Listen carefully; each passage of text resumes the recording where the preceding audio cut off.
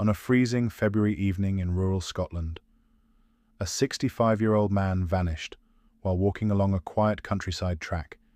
The area was isolated, no houses nearby, no witnesses. And as darkness settled over the hills of Perthshire, nobody realized a killer may already have disappeared into the landscape. When the man's body was discovered, investigators initially believed there was no sign of foul play. It looked like a tragic medical emergency. But days later, forensic examiners uncovered something horrifying hidden beneath his clothing: tiny metal pellets. The victim hadn't collapsed naturally at all. He had been shot. And suddenly, police found themselves investigating one of Scotland's strangest cases in years, one that involved taped-over CCTV cameras, a mysterious cyclist seen near the scene, and allegations of a decades-old grudge hidden beneath the surface of a quiet rural community. This is the case of Brian Lowe. On February 16, 2024, Brian Lowe left home to walk his dog near Aberfeldy, Scotland. Friends described him as reliable and familiar with the area, so when he failed to return home, concern quickly began growing. Search efforts eventually led to a remote track near Pitterley. There, Brian's body was found lying outdoors in the countryside. At first glance, investigators reportedly saw no obvious signs of violence. The location was muddy and exposed to the weather, and early assumptions pointed toward natural causes.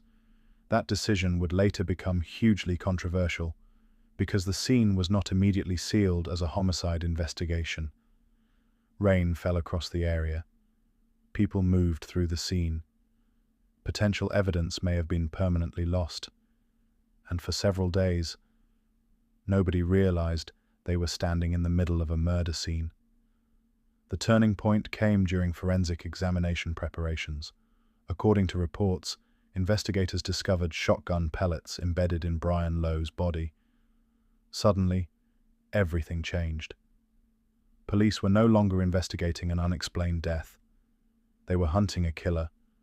Detectives launched a massive inquiry across rural Perthshire. Hundreds of witnesses were interviewed. Thousands of hours of CCTV footage were examined. And slowly, strange details began emerging.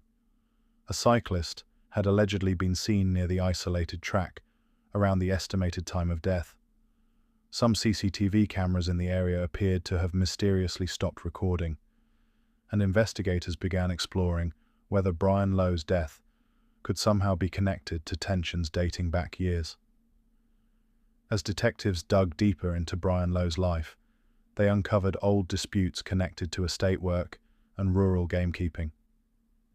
People who knew the local area described long-standing tensions and grudges between certain individuals.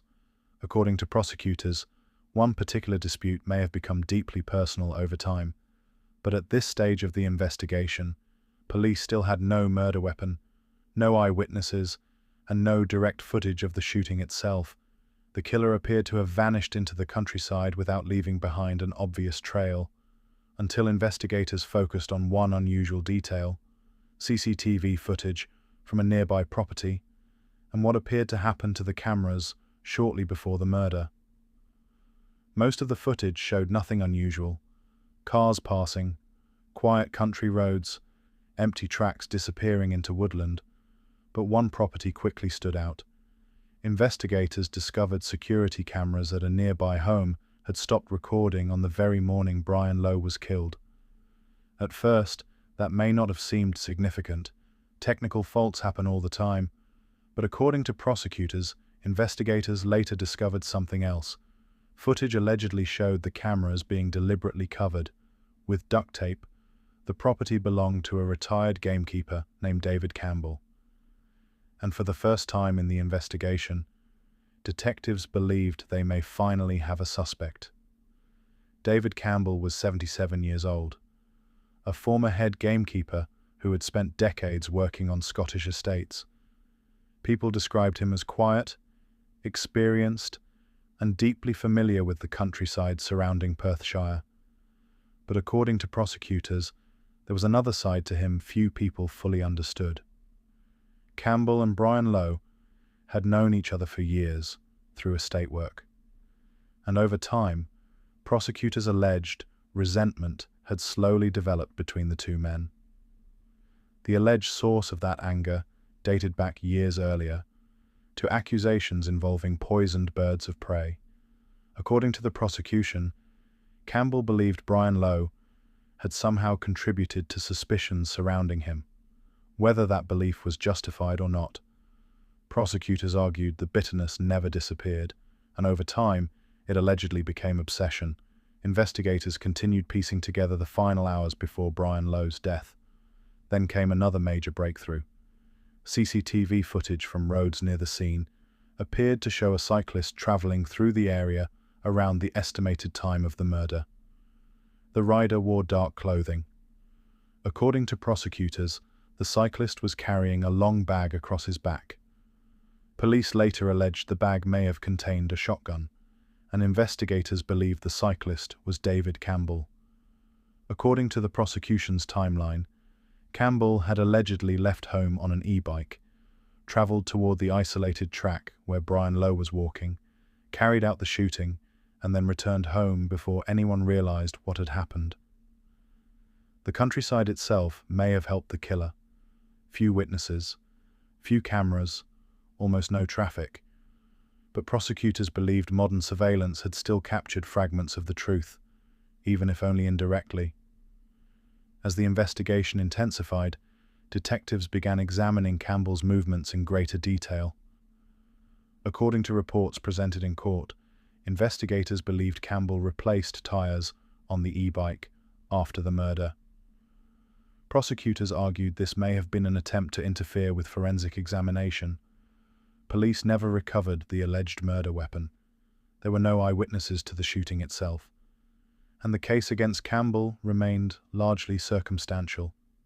But prosecutors argued that when every piece was viewed together, the picture became impossible to ignore.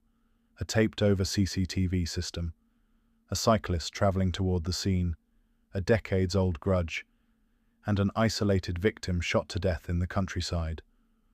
According to prosecutors, Brian Lowe had effectively been hunted.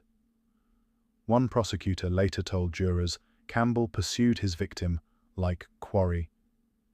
It became one of the most chilling lines of the entire trial. David Campbell's murder trial began at the High Court in Glasgow. Campbell denied murdering Brian Lowe. His defense team argued prosecutors were building theories rather than proving facts. They challenged the timeline, the CCTV interpretations, and the prosecution's claims about motive. The defense also pointed out something important. No gun had ever been found, no direct footage showed the shooting, and there was no DNA evidence directly placing Campbell at the murder scene at the exact moment Brian Lowe died. But prosecutors argued killers are often convicted through patterns of evidence rather than a single dramatic discovery.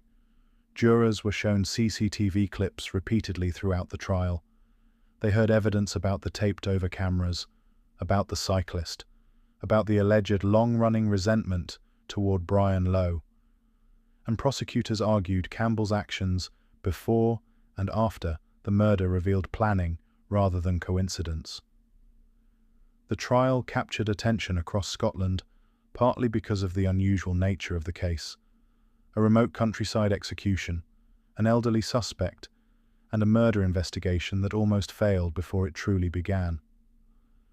After deliberating, the jury returned a majority verdict.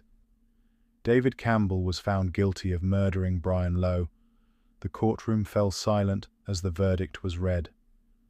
The judge later described the killing as an appalling and senseless act of extreme wickedness. Campbell was sentenced to life imprisonment with a minimum term of 19 years before parole eligibility. For Brian Lowe's family, the verdict finally brought answers after months of uncertainty and speculation. But the case also raised difficult questions for investigators. What if the forensic examination had never uncovered the shotgun pellets? What if the death had remained classified as non-suspicious? Would the killing ever have been solved at all? In the quiet countryside of Perthshire, A killer allegedly believed distance and isolation would hide the truth forever. No witnesses, no obvious murder scene, no recovered weapon. And for days, police didn't even realize a murder had happened. But prosecutors said one mistake changed everything. The cameras. The very act allegedly meant to conceal the crime may ultimately have pointed investigators directly toward the man they believed committed it. The murder of Brian Lowe became one of Scotland's most unsettling rural homicide cases in recent years, not because of how loud or chaotic it was, but because of how quiet it seemed. If you found this video interesting, then subscribe to see more cases just like this one.